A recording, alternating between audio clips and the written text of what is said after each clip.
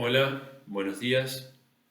Mi nombre es Santiago Liaudat y voy a hablarles en esta conferencia sobre ciencia, tecnología e innovación en la transición tecnoeconómica y geopolítica global.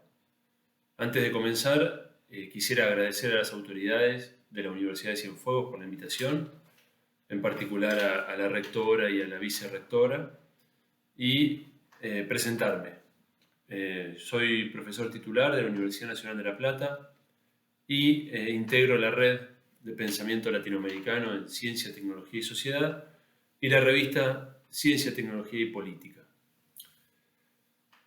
Bueno, tenemos media hora para compartir algunas ideas, así que voy a comenzar. Voy a dividir la presentación en dos momentos. El primero vamos a ofrecer un diagnóstico sobre esta temática que nos convoca y en un segundo momento tratar de identificar algunas oportunidades y amenazas en ese contexto, ¿no? En ese cuadro diagnosticado de la situación. Así que comencemos por el principio. ¿De qué estamos hablando cuando hablamos de transición tecnoeconómica y geopolítica global? Lo primero que hay que comprender es que desde la revolución industrial en particular, venimos transitando diferentes fases tecnoeconómicas, bien, asociadas a tecnologías de base, tecnologías transversales que impactan sobre la producción y comercio de bienes y servicios, sobre la estructura económica de las sociedades y también sobre su estructura política, sobre sus concepciones culturales, es decir, el impacto de estos paradigmas tecnoeconómicos no ha sido solo económico, sino que termina siendo un impacto transversal, ¿no? Sobre el conjunto de la sociedad. Ejemplos de estas fases tecnoeconómicas, bueno, sin dudas tenemos un primer periodo anclado en la tecnología del vapor, luego tenemos una fase identificada con el ferrocarril, más adelante con la electricidad, más adelante con el petróleo, y más adelante, la fase actual, con las tecnologías digitales. Bien, por supuesto estoy dando un pantallazo muy general, pero para tratar de tener una idea de qué me refiero por fase tecnoeconómica. Particularmente en la fase tecnoeconómica en la que estamos, producto de la última gran revolución tecnológica, que fue la revolución de los 70 y 80, la llamada revolución de las tecnologías de la información y la comunicación, las TICs, o revolución digital. El impacto de esa transformación, como es bastante evidente, a todas luces, a 5 décadas de esa etapa, de ese inicio de cambio de fase, el impacto ha sido prácticamente total, ¿cierto? El desarrollo de la informática y las comunicaciones han dado lugar a un mundo distinto, han permitido el desarrollo de una economía basada en el conocimiento, la creación de cadenas globales de valor, el desarrollo de la deslocalización productiva desde los países centrales hacia países periféricos que son de industrialización tardía y dependiente. Esta deslocalización productiva fue de la mano, por supuesto, con la preservación en los países centrales del núcleo de producción de valor que pasa a ser el conocimiento, ¿no? Por eso se habla de una economía basada en el conocimiento. Es decir, que esta nueva fase tecnoeconómica basada en las tecnologías digitales, tecnologías de la información y la comunicación, va a producir un reordenamiento de las cadenas productivas, ¿bien? Y va a generar este fenómeno que se ha definido como cadenas globales de valor. El hecho de que el diseño de un producto se haga en un país central, la manufactura de ese producto se haga entre varios países periféricos, especialmente aquellos que tengan bajos salarios, ¿bien? Y la comercialización vuelve a manos de la empresa global, normalmente asentada en un país central, ¿cierto? Este es un poco el esquema de una cadena global de valor. Otro efecto indudable de esta economía basada en el conocimiento, basada en la innovación, ha sido la aceleración de la dinámica innovativa y de la relación directa entre ciencia, tecnología y producción. De hecho, ya no se habla prácticamente de ciencia y tecnología como fenómenos separados, sino que se tiende a hablar de una tecnociencia, ¿no? Donde queda integrada la dimensión de la producción científica con la aplicación tecnológica de ese conocimiento y al mismo tiempo el desarrollo de una ciencia de frontera requiere de un fuerte desarrollo tecnológico, ¿no? Es decir, lo científico y lo tecnológico pasan a ser complementarios absolutamente y a su vez pasan a estar muy ligados a la demanda productiva del sistema, ¿no? Del sistema económico. Por eso se habla cada vez más de una economía basada en el conocimiento. Ha sido tan fuerte el impacto de esa fase tecnoeconómica que es indudable que parte, por ejemplo, de la crisis y el colapso de la Unión Soviética tuvo que ver con la ventaja tecnológica que obtuvo el bloque occidental, en particular Estados Unidos, gracias al dominio de las tecnologías de base que están en la fase tecnoeconómica que caracterizaron los últimos 50 años. Y recordemos este punto para entender también la disputa geopolítica actual cuando charlemos del segundo momento de esta conferencia. Entonces, la fase tecnoeconómica define este conjunto de factores. La globalización en su conjunto, la globalización capitalista, fundamentalmente después del colapso de la Unión Soviética, la globalización capitalista se monta sobre esta fase tecnoeconómica. No hubiera sido posible la deslocalización de la producción, el modelo post-fordista de producción fabril, sin el andamiaje material, tecnológico que dan estos nuevos conocimientos, ¿no? Asociados a esta fase. Globalización nos remite inmediatamente al elemento geopolítico. Fíjense cómo se conecta, ¿no? Tecnoeconómico con geopolítico. Porque la globalización fue por excelencia el momento geopolítico unipolar. Cayó el bloque comunista, fundamentalmente de los países de Europa del Este y Rusia y de la Unión Soviética en general. Cayó frente a la competencia que le planteó el mundo occidental, más por supuesto factores internos a considerar. Y eso nos arrojó a un mundo dominado por un único hegemón, por un único país superpotencia que son los Estados Unidos.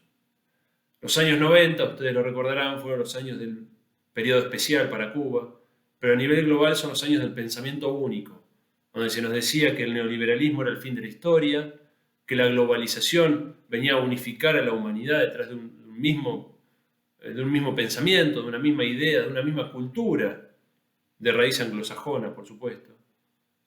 Que había que levantar las fronteras nacionales, que había que olvidarse de la soberanía, que había que olvidarse de los estados, que había llegado el momento de reconocernos como parte de una aldea global sin límites ni fronteras. ¿Cierto? Este fue el discurso que se construyó para legitimar y para encauzar una serie de reformas con un enorme impacto a nivel de los estados, por ejemplo. Toda la reforma de los estados, en América Latina lo conocimos muy bien, las reformas neoliberales, en el caso argentino ni les cuento, privatizaciones, ¿no? Desmantelamiento de capacidades estatales de planificación, de regulación de la economía, de control del comercio, de intervención sobre la vida económica. Son desmantelados estos instrumentos y se construye un Estado neoliberal acorde con este modelo de acumulación capitalista basado en un capital flexible, en un capital que requiere de alta movilidad, fuertemente asociado a los circuitos de valorización financiera. Todo eso vino de la mano con un paradigma tecnoeconómico. Fíjense cómo se vincula, ¿no? El desarrollo de la fuerza productiva en su relación con la ciencia y la tecnología, de punta, de vanguardia, y la geopolítica que se construye alrededor de quien logra dominar las reglas de ese paradigma tecnoeconómico. Bien. En la actualidad estamos frente a una nueva transición de paradigma tecnoeconómico que va a su vez de la mano con un nuevo momento geopolítico. Hablamos de transición, por supuesto, porque como todo evento en la historia está abierto a las acciones y reacciones de los diferentes actores, a la medida en que cada uno incida con sus estrategias sobre esta dinámica global compleja en la que intervienen no solo múltiples actores, sino condicionantes externos muy claros, ¿no? Pero en términos generales se identifica una transición que se expresa, por ejemplo, en que el centro económico global se ha desplazado desde el Atlántico Norte hacia el Pacífico Oriental, ¿cierto? Si allí está hoy el centro de acumulación capitalista global.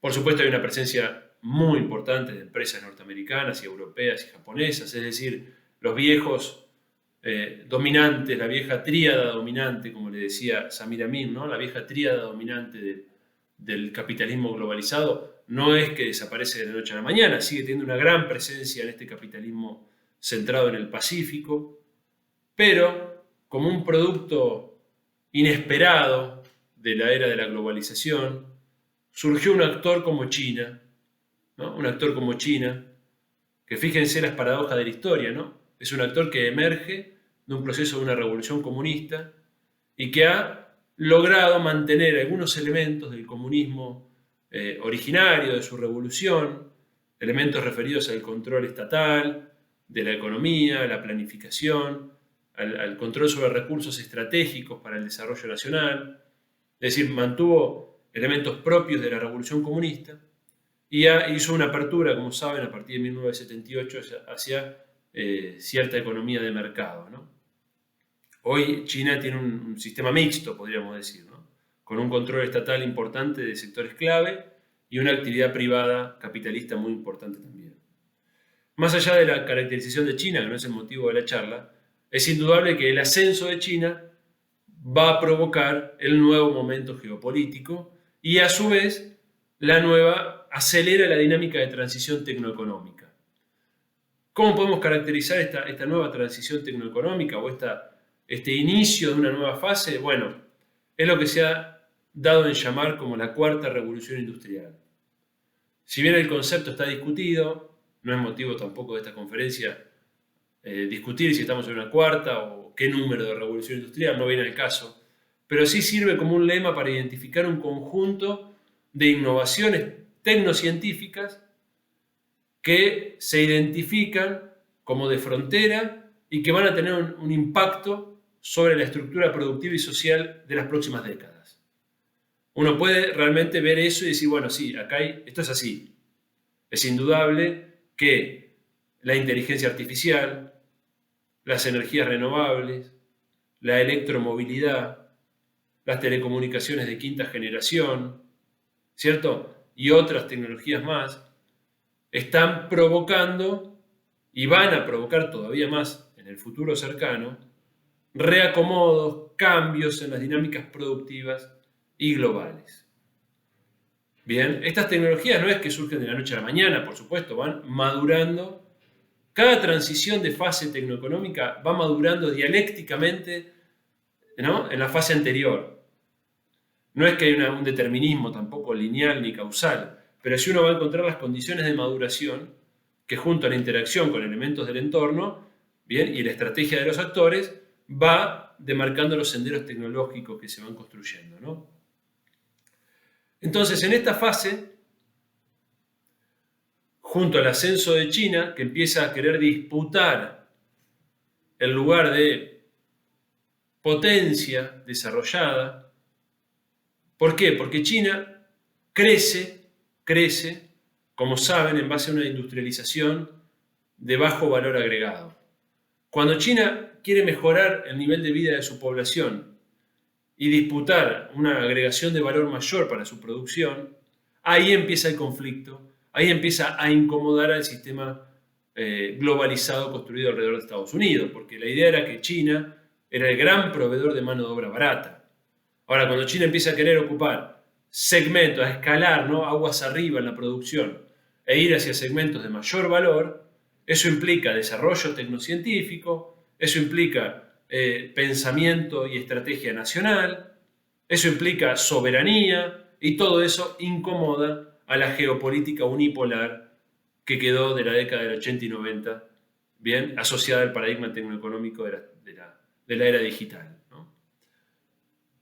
Por eso las tensiones geopolíticas que emergieron en los últimos años entre Estados Unidos y China, e incluso entre Rusia y la OTAN, entendiendo a Rusia como parte del bloque, llamémosle así, multipolar, que reemerge con el surgimiento de China, es decir, potencias intermedias que quieren participar de la discusión internacional, que ya no aceptan un mundo unipolar dominado por los Estados Unidos. Bien, todo este juego de actores intermedios lo posibilita la existencia de China. Entonces, estas tensiones geopolíticas que vienen expresándose en conflictos cada vez de mayor virulencia, el más actual, por supuesto, es la guerra en Ucrania entre Rusia y la OTAN. Ya no es una guerra Rusia-Ucrania, es una guerra Rusia-OTAN,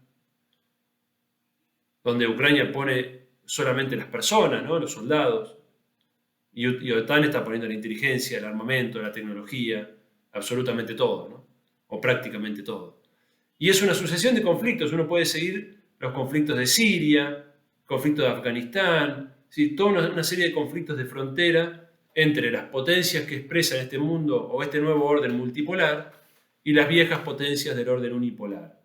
Esta es la transición abierta en el plano de la geopolítica y que se expresa, por ejemplo, en que estas potencias intermedias, emergentes, incluso siendo una economía central como es China, ¿no?, que en este momento es el PBI más importante del mundo, estos países todavía emergentes empiezan a su vez a querer disputar lugar en los organismos internacionales, a tensionar la gobernanza global construida en la era unipolar y al mismo tiempo plantear nuevas instancias de gobernanza, ¿no?, internacional.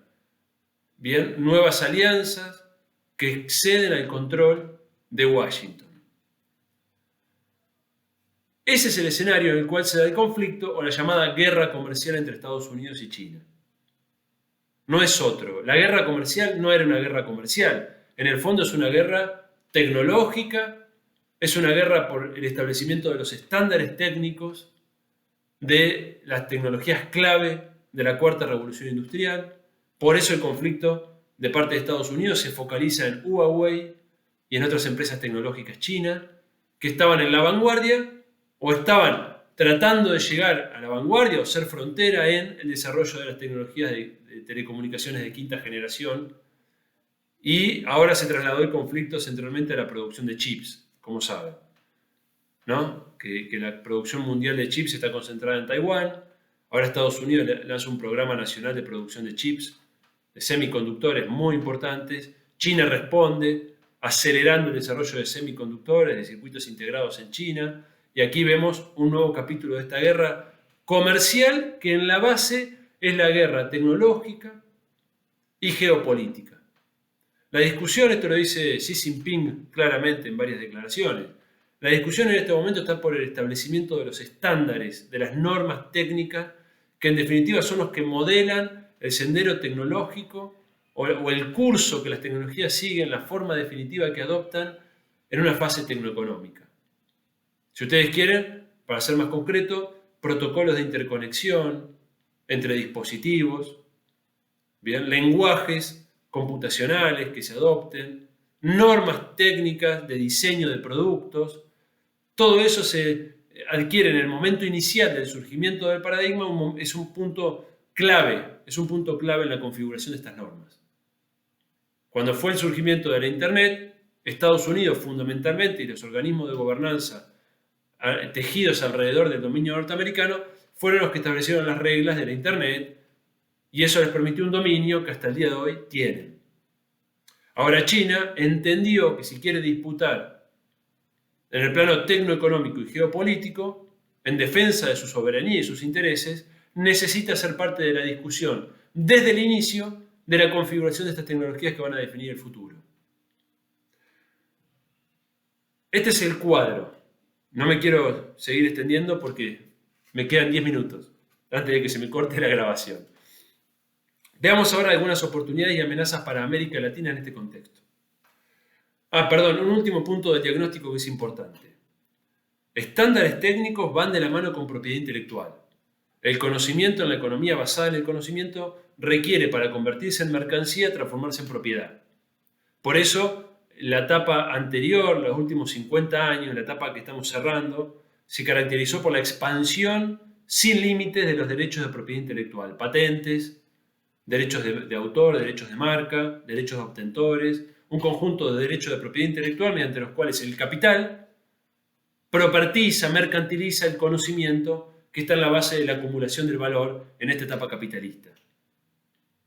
Bien, entonces el estándar técnico juega de conjunto, de la mano con el derecho de propiedad intelectual. En la medida en que un estándar técnico aceptado globalmente, impuesto globalmente como el estándar, incluye conocimientos que están protegidos mediante propiedad intelectual, la adopción y extensión de ese estándar va a forzar a todos los actores económicos del mundo a tener que adquirir la propiedad intelectual de quien domina, bien, de quien es titular ese derecho de propiedad.